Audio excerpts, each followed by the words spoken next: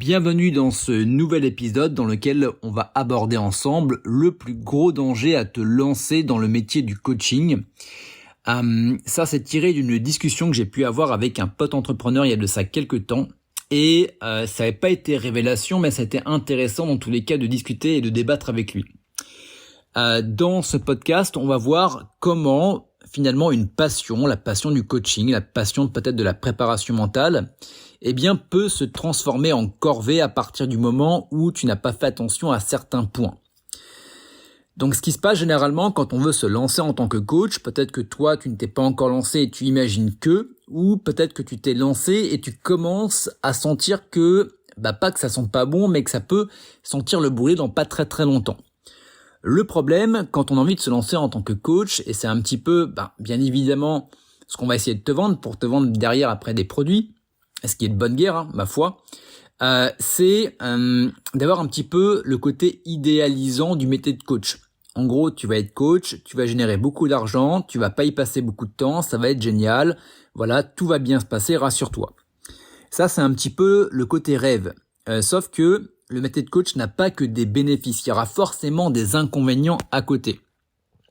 Et c'est ce qui va se passer si tu n'en prends pas conscience. C'est quoi? C'est un petit peu le mode corvée, c'est le prix à payer.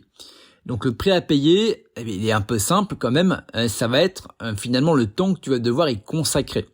Et ça, on réalise pas au départ. On se dit, je vais simplement mettre ma petite pancarte. Voilà, je suis coach. Je vais faire un post sur Facebook. Je suis coach. Venez me voir. Et je vais attendre. Et puis les clients, ils vont affluer. Sauf que dans la réalité, c'est pas forcément comme ça. Dans la réalité, tu vas devoir passer un minimum de temps à développer ton activité, à te faire connaître par différents canaux d'acquisition. Ça peut être YouTube, comme je le fais. Ça peut être les réseaux sociaux, ça peut être également le blogging, ça peut être également la pub. Bref, il va y avoir toute cette partie-là. Et puis ensuite, tu vas avoir et puis en plus de ça, tu vas avoir à partir du moment où tu te fais connaître la capacité à dire aux personnes qui viennent bosser avec toi. Donc faire de la vente aussi, faire du marketing. Et puis après, tu vas avoir tout ce qui va être charge mentale. Donc ça, les charges mentales, on n'en parle peut-être pas beaucoup, mais c'est hyper important. Quand tu vas commencer à développer ton activité, quand tu vas commencer à faire des posts sur les réseaux, quand tu vas commencer à faire des vidéos, quand tu vas commencer à faire de la pub, bref, quand tu vas commencer à mettre la machine en marche, forcément, rien ne va se passer comme tu l'as imaginé. Il y aura forcément des problèmes, il y aura des inconvénients, il va y avoir, comment on appelle ça, une couille dans le pâté, forcément à un moment ou à un autre. Donc ça va occasionner des charges mentales. Donc imaginons que tu utilises la publicité, tu vas donc investir de l'argent et tu vas pas avoir un retour sur investissement direct. Donc forcément, tu vas commencer à te poser des questions. Est-ce que j'ai bien fait ma pub? Qu'est-ce que je vais manger à la fin du mois? Et si dans 3 mois, j'ai pas fait une vente, ça va être la catastrophe. Si par exemple, tu commences à créer un groupe Facebook et que tu vois qu'au bout de 2 semaines, t'as que 2 pélos et que tu fais des lives tout seul, tu vas commencer à te poser des questions. Est-ce que je me suis bien lancé? Est-ce que tu vas commencer à peut-être à remuer un petit peu ces pensées dans la tête. Tu vas avoir le petit vélo qui va tourner. Tu vas commencer à te faire des films. Tu vas commencer à avoir des charges mentales. Tu vas commencer peut-être à en rêver la nuit. Bref, tu vois, tout ça, c'est hyper important. À prendre conscience quand tu vas te lancer dans une activité de coach, ou peut-être que si tu t'es déjà lancé, que tu es dans ce cadre-là, ce que je vais te dire juste après va être hyper important. Donc finalement, comment s'y prendre pour vivre de sa passion et que ça reste du plaisir et que ça ne devienne pas une corvée. Déjà, la première des choses, c'est d'être conscient des inconvénients et d'être OK avec ça. Donc pour ça, tu te fais, tu dis c'est quoi mon rêve, devenir coach. Ok, c'est quoi les inconvénients à devenir coach? Tu te fais la liste et tu vas voir directement si le prix à payer, t'es prêt à le payer ou pas. Mais au moins t'en as conscience et ça va pas t'arriver du jour au lendemain. Tu vas pas descendre de ton petit nuage en mode je pense que c'était le monde des bisounours et d'un seul coup, hop, le nuage disparaît et tu t'écrases au sol. Donc si tu as déjà anticipé ça, c'est déjà un gros pas en avant. Et d'être OK avec ça. Ça, c'est hyper important. Si tu as des inconvénients qui sont pas OK aussi. Si tu te dis, ça, cet inconvénient-là, quand même, il est problématique. Ça va bien me faire chier. Donc, ça peut être, par exemple, le fait de passer beaucoup de temps au départ. le fait de développer telle chose ou telle chose pour pouvoir avoir des prospects, pour avoir des clients. Eh bien ça, c'est pose-toi la question de comment est-ce que je peux le contourner? Comment est-ce que je peux améliorer? Comment je peux faire en sorte d'y passer moins de temps? Ou alors, qu'est-ce que dans ce que j'ai défini, c'est quoi la chose la plus importante sur laquelle je vais devoir mettre mon focus? Donc finalement, comment est-ce que sur cette problématique que j'ai pas envie de faire, comment est-ce que je vais pouvoir y passer 80% de mon temps sur 20% des choses qui vont être utiles dedans, qui vont m'apporter 80% de résultats, pour ne pas y passer toute ma journée. Donc ça, c'est hyper important également.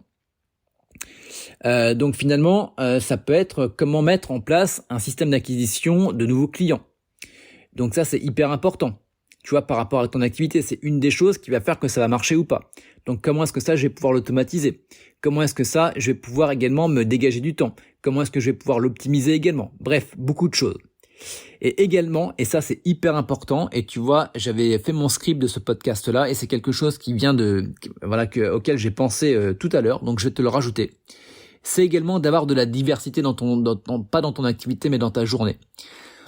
La problématique quand on va développer une activité, ou quand on est en train de développer une activité, ou même quand on est coach depuis plusieurs années, plusieurs mois, la problématique c'est que on a tendance à ne pas avoir une diversité dans sa journée.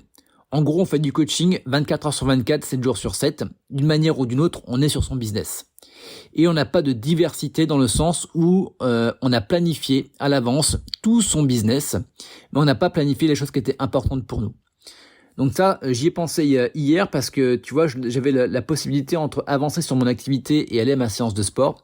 Et là, je me suis dit, attends, c'est quoi qui est important pour toi? Qu'est-ce que tu as fait aujourd'hui? Qu'est-ce que tu n'as pas fait? C'est quoi ton ratio entre travail sur le business et les moments pour toi?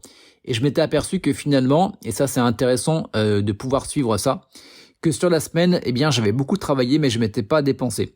Donc j'ai mis la priorité sur le fait d'aller au sport.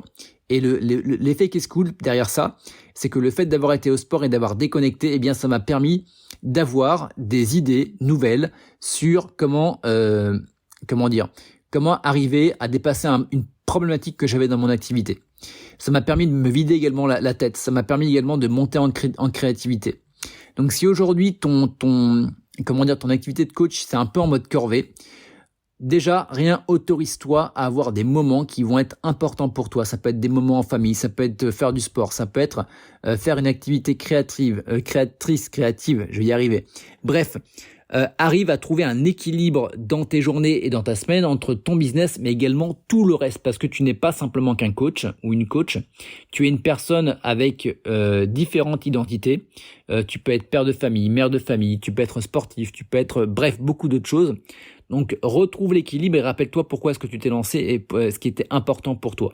Si jamais c'était le côté liberté, le côté voyage, eh bien, est-ce que tu as voyagé durant les dernières semaines? Est-ce que tu as bougé? Est-ce que tu as été dans la nature? Est-ce que tu as été faire de la rando? Est-ce que ceci? Est-ce que cela? Est-ce que tu as été au resto? Est-ce que tu as passé du temps avec ton ou ta compagne? Bref, c'est hyper important et je pense que c'est même le conseil le plus important que je vais pouvoir te donner dans cet épisode-là. Voilà, je vais pas aller plus loin, ça fait 8 minutes 30 qu'on est ensemble. Je te rappelle, si tu veux développer une activité de coach qui va être rentable, qui va être durable, qui va être également surtout sereine, eh bien, tu as le lien dans la description de la vidéo YouTube pour rejoindre une communauté privée dans laquelle eh bien j'enseigne à développer ce type d'activité de coaching. Et puis également, tu auras bien évidemment cette mind map gratuite offerte dans laquelle eh bien je t'expose toute la stratégie pour développer une activité de coach. Le lien est dans la description de la vidéo YouTube et on se retrouve très vite.